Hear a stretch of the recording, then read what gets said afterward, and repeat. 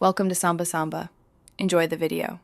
You're starting at the bobbin because an improperly wound bobbin ruins stitch balance. First, power down and raise the presser foot so thread seats properly. Wind the bobbin using the machine's spindle. Stop when it reaches full but not bulging, because excess thread creates uneven tension. Once done, place the bobbin into the case matching the arrow direction. Make sure the tension spring engages.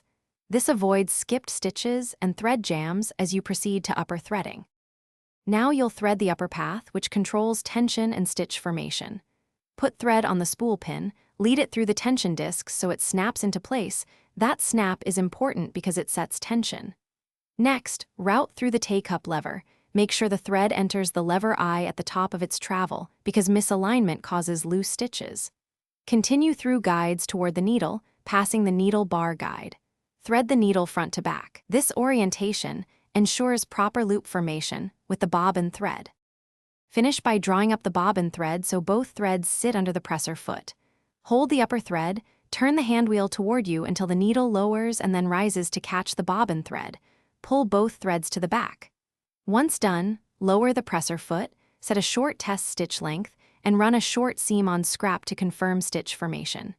If you get breaks or skipped stitches, recheck that the thread is seated in the tension discs and that the needle is the correct size and properly installed. Thanks for watching. Consider subscribing if we helped you.